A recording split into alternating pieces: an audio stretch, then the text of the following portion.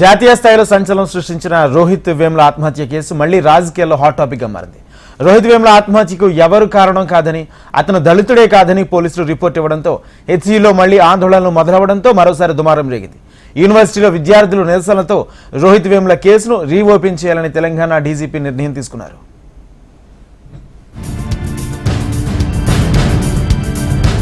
ఎన్నికల వేళ Hyderabad central university మరోసారి వేడెక్కింది. జాతీయ రాజకీయాల్లో హాట్ టాపిక్ గా మారింది. గతంలో సంచలనంగా మారిన రోహిత్ వేముల ఆత్మహత్య కేసు క్లోజ్ అయినట్టుగా పోలీసులు సమర్పించిన నివేదికపై తెలంగాణ ప్రభుత్వం స్పందించడం, తిరిగి రీఓపెన్ చేయాలంటూ ఆదేశాలివ్వటం చర్చనీయ అంశంగా మారింది.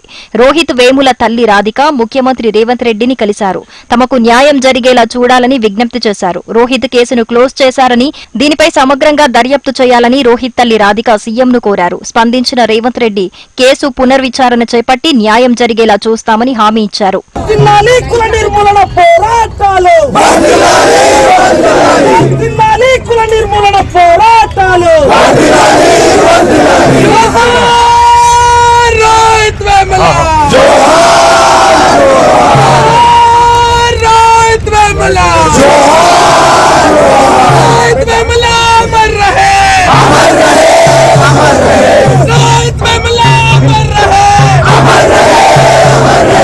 రెండు నెలల క్రితమే కేసును క్లోజ్ చేశారని రోహిత్ తల్లి రాధిక తెలిపారు. తన కొడుకు దళితుడా కాదా అంటూ ప్రశ్నించారన్నారు. తన బిడ్డ దళితుడని కాకినాడ కలెక్టర్ సర్టిఫికెట్ ఇచ్చారని పేర్కొన్నారు.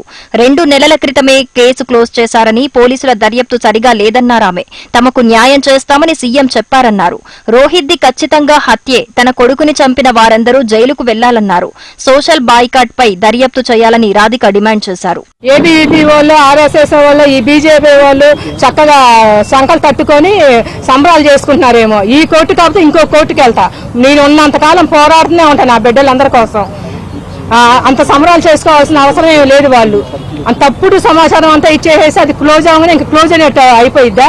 అంత తేలిగ్గా కనపడుతున్నానే ఏంటి? నేను మూసుకొనేసి నడుచుకుంటూ వెళ్ళటానికి అందరు రోహిత్ వేములకి చనిపోవటానికి కారణమైన వాళ్ళందరినీ నేను శిక్షించిన దాకా ఊరుకోను.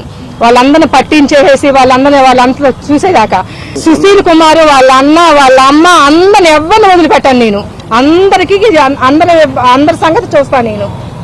నేనేం తేలిగ్గా లేను. 8 ఏళ్ల తర్వాత రోహిత్ వేముల ఆత్మహత్య కేసు మళ్లీ తెరపైకొచ్చింది. 2016 జనవరి 17న హెచ్సియులో ఉరేసుకుని బలవన్మరణానికి రోహిత్ పాల్పడ్డాడు. హెచ్సియు బీసీతో పాటు బీజేపీ నేతల వేధింపుల కారణంగానే రోహిత్ ఆత్మహత్య చేసుకున్నాడనేది ప్రధాన ఆరోపణ. రోహిత్ సూసైడ్ ఆనాడు పెనుదుమారమే రేపింది. రాహుల్ గాంధీ, కేజ్రీవాల్ వామపక్ష నేతలు హెచ్సియుకి రావడంతో రోహిత్ ఆత్మహత్య ఘటన జాతీయ వివాదంగా మారింది.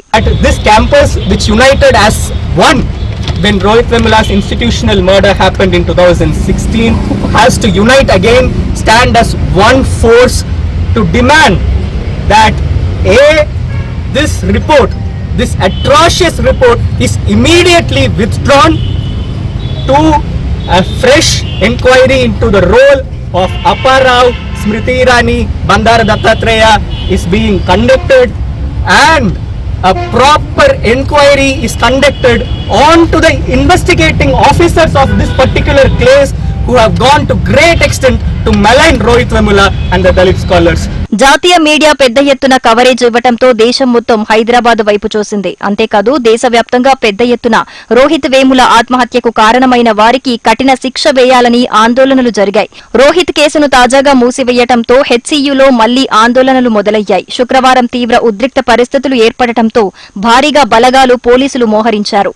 గతంలో రోహిత్ వేములకు మద్దతుగా నిలిచిన కాంగ్రెస్ అధికారంలోకి రాగానే కేసు క్లోజ్ చేయడంపై విద్యార్థి సంఘాలు ఆగ్రహం వ్యక్తం చేశాయి.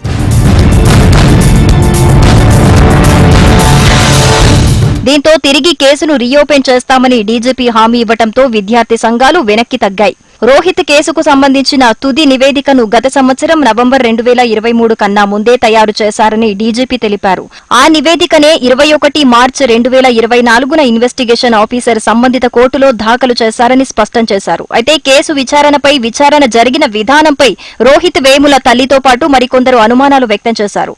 దాంతో ఈ కేసును మళ్లీ విచారణ చేపట్టాలని నిర్ణయించినట్లు డీజీపీ రవిగుప్తా వెల్లడించారు. ఈ కేసుపై తదుపరి దర్యాప్తును అనుమతించాలని మెజిస్ట్రేట్ను అభ్యర్థిస్తూ సంబంధిత సంబంధిత కోర్టులో పిటిషన్ దాఖలు చేస్తామని డీజీపీ తెలిపారు. చూడాలి మరి రోహిత్ వేముల కేసు ఎంత దూరం వెళ్తుందో. రోహిత్ వేముల ఆత్మహత్య కేసులో ఎవరు బయటపడతారో వేచి చూడాల్సిందే.